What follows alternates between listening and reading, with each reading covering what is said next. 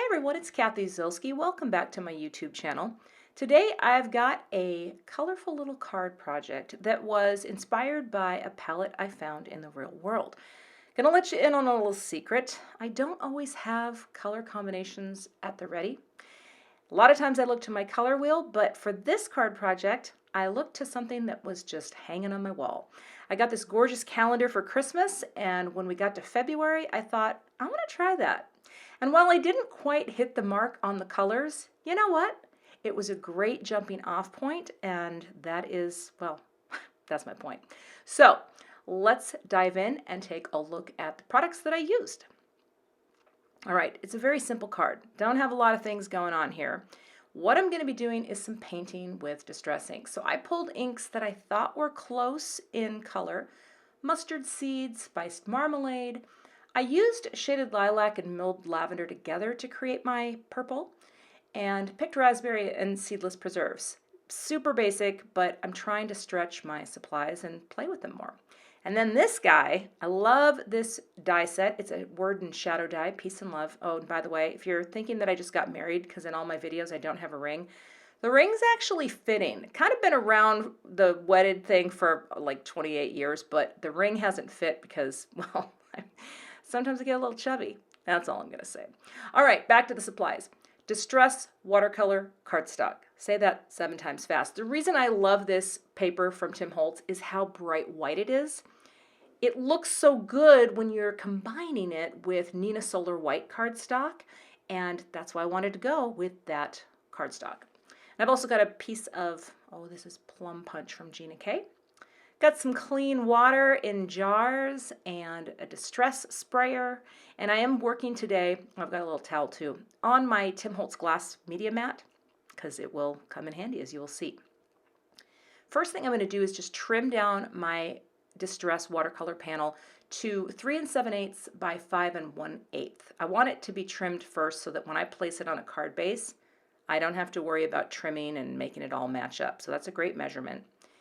And now I'm gonna make magic on the media mat. The thing about the media mat is it's cool. I mean, I have a craft mat also from Ranger that I've used in the past to do something just like this. But the thing that's kind of cool about the mat is you can do it all in one location, and that white mixing area is really cool just so you can see what you're doing. So I laid down just a little bit of water so things could move, not too much, but just get a little flow going. And then I just take my paintbrush and lay down color. That's it. I've got 2 jars of water. One is supposed to stay clean and one is supposed to stay dirty, although I always confuse them and make a mess. But this is how I'm laying down my distress ink. Just smushing it down, taking a slightly damp brush, picking up that color, and then just adding it onto the paper. And a little bit of overlap is nice. It will create a little bit of blend from color to color. But here's the weird thing about this color palette. It's not really a traditional Roy G. Biv, because Biv, the V, is at the end, and yet the thing that was kind of cool about this color palette was that it added the lavender into the middle of the palette. That is not something I would ever think to do. So that's why I like to look to found things in the world for color, whether it's nature or some artist that had a great idea like this calendar. I would never have layered in lavender. And once I started mixing, I did realize I could have just stuck with just the milled lavender. Didn't need to have the shaded lilac, but you know what? You live and you learn. I think that's my motto today. But I did layer in just a little bit more of the milled lavender. And then brought in the picked raspberry, which is a nice bold pink. I think this was the closest match to my original piece, my original inspiration piece. And then a little bit of seedless preserves at the bottom and blended that out just a little bit. I laid this one down a little heavy-handed, and then I had a whole little thing come out at the left there. But you know what? It's a handmade card. It's okay. We don't have to be perfect, right? Well, yeah. That's the story I'm going with. So now I'm going to flick on some ink. Now, I wanted to use the same color, but my distress ink pad wasn't as juicy, so I brought in my Oxide pad, because this thing is just so juicy, and it's going to be easier for creating a little bit of liquid that I can flick. So all I did was mix some water and put it on the edge of my acrylic block and just start flicking. And the nice thing is it's the same color, you know, it's that Seedless preserve, so it's going to tie in with the rest of the paint that's down there, or distress ink, you know what I mean. I think that looks pretty good. Flicking is new for me. It's my new thing. I'm a flicker. When you think of me, just think of flicker. All right, I'm a mother and I'm a flicker. You do the math. Okay, we're gonna run this through. I'm cutting out the shadow layers, and this is out of the Plum Punch cardstock, which I thought would be a good match.